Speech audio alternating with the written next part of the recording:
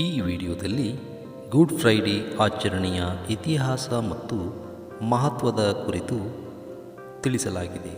ದಯಮಾಡಿ ಹೆಚ್ಚಿನ ಸಂಖ್ಯೆಯಲ್ಲಿ ಲೈಕ್ ಮತ್ತು ಕಮೆಂಟ್ ಮಾಡಬೇಕಾಗಿ ತಮ್ಮಲ್ಲಿ ವಿನಂತಿ. ಭಾರತದಲ್ಲಿ ಆಚರಿಸಲಾಗುವ ಪ್ರಮುಖ ಧಾರ್ಮಿಕ ದಿನಗಳಲ್ಲಿ ಗುಡ್ ಫ್ರೈಡೇ ಒಂದಾಗಿದೆ.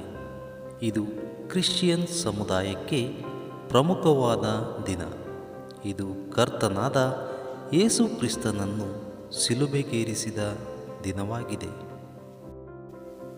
ಯೇಸು ಕ್ರಿಸ್ತ ತ್ಯಾಗ ಮಾಡಿದ ದಿನವಾಗಿದೆ. ಆದ್ದರಿಂದ ಅವರ ಸವಿನೆನಪಿಗಾಗಿ ಪ್ರತಿ ವರ್ಷ ಗುಡ್ ಫ್ರೈಡೇ ಆಚರಿಸಲಾಗುತ್ತದೆ. ಇದನ್ನು ವಿಶ್ವದ ವಿವಿಧ ಸ್ಥಳಗಳಲ್ಲಿ ವಿಭಿನ್ನ ಹೆಸರುಗಳಿಂದ ಕರೆಯಲಾಗುತ್ತದೆ. ಕೆಲವೆಡೆ ಈ ದಿನವನ್ನು ಪವಿತ್ರ ಶುಕ್ರವಾರ ಎಂದು ಕರೆಯಲಾಗುತ್ತದೆ. ಕೆಲವೊಮ್ಮೆ ಇದನ್ನು ಗ್ರೇಟ್ ಫ್ರೈಡೇ ಮತ್ತು ಕೆಲವೊಮ್ಮೆ ಇದನ್ನು ಬ್ಲ್ಯಾಕ್ ಫ್ರೈಡೇ ಎಂದು ಕರೆಯುತ್ತಾರೆ. ಗುಡ್ ಫ್ರೈಡೇ ಎಂಬುದು ಯೇಸು ಕ್ರಿಸ್ತನ ಮಾನವೀಯತೆಯ ನೋವಿಗೆ ಗೌರವವನ್ನು ತೋರಿಸುವ ಒಂದು ಮಾರ್ಗವಾಗಿದೆ. ಈ ದಿನದಂದು ಯೇಸು ಕ್ರಿಸ್ತನು ಅವನ ಮರಣದ ನಂತರ ಮತ್ತೆ ಜೀವ ತೆಗೆದುಕೊಂಡನು ಎನ್ನಲಾಗುತ್ತದೆ. ಆದ್ದರಿಂದ ಈ ದಿನವನ್ನು ಶುಭ ಶುಕ್ರವಾರ, ಒಳ್ಳೆಯದು ಎಂದು ಹೇಳಲಾಗುತ್ತದೆ. ಅದೇ ಸಮಯದಲ್ಲಿ ಅವರು ತಾನು ಯಾವಾಗಲೂ ಮನುಷ್ಯರೊಂದಿಗೆ ಇರುತ್ತೇನೆ ಮತ್ತು ಮನುಷ್ಯರಿಗೆ ಒಳ್ಳೆಯದನ್ನು ಮಾಡುವುದೇ ನನ್ನ ಉದ್ದೇಶವಾಗಿದೆ ಎಂಬ ಸಂದೇಶವನ್ನು ಅವರು ನೀಡಿದ್ದರು.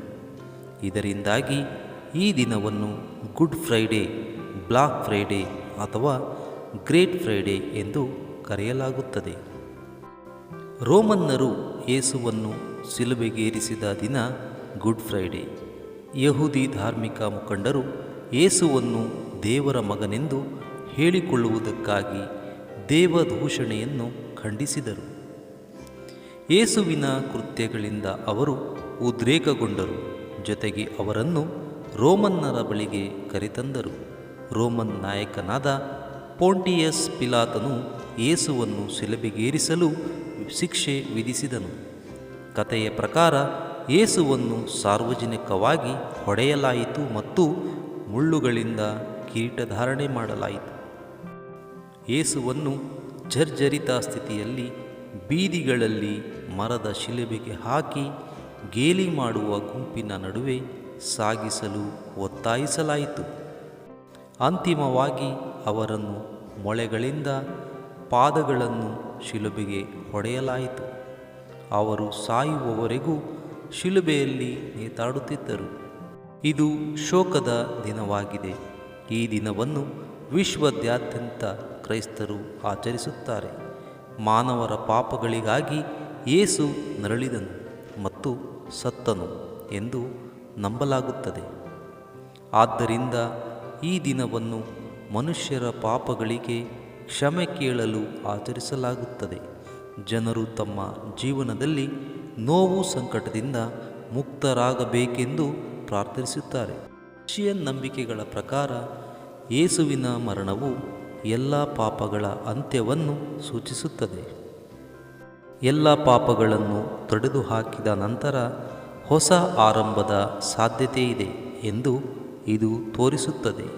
ಇದು ಈಸ್ಟರ್ ಭಾನುವಾರದಂದು ಯೇಸು ಕ್ರಿಸ್ತನ ಪುನರುತ್ಥಾನಗೊಂಡ ಎಂದು ಹೇಳಲಾಗುತ್ತದೆ.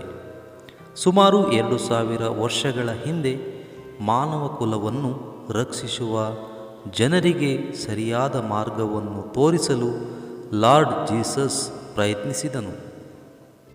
ಕತ್ತಲೆಯಿಂದ ಬೆಳಕಿಗೆ ಅವರನ್ನು ಸರಿಸಲು ಪ್ರಯತ್ನವನ್ನು ಕೈಗೊಂಡನು. ಈ ದಿನದಂದು ಶಿಲುಬೆಯ ಸಾಂಕೇತಿಕ ರೂಪವನ್ನು ಎಲ್ಲ ಚರ್ಚುಗಳಲ್ಲಿ ಇರಿಸಲಾಗುತ್ತದೆ. ಕ್ರಿಶ್ಚಿಯನ್ ಧರ್ಮದ ಅನುಯಾಯಿಗಳು ಪರಸ್ಪರ ಒಟ್ಟಿಗೆ ಸೇರುತ್ತಾರೆ. ಇದರ ನಂತರ ಎಲ್ಲ ಅನುಯಾಯಿಗಳು ತಮ್ಮ ಸಂಪೂರ್ಣ ದಿನವನ್ನು ಯೇಸುವಿನ ಧ್ಯಾನ ಮತ್ತು ಪ್ರಾರ್ಥನೆಯಲ್ಲಿ ತೊಡಗುತ್ತಾರೆ. ಈ ದಿನ ಶೋಕದ ಸಂಕೇತವಾಗಿ ಚರ್ಚ್ಗಳಲ್ಲಿ ಗಂಟೆಗಳನ್ನು ಬಾರಿಸುವುದಿಲ್ಲ.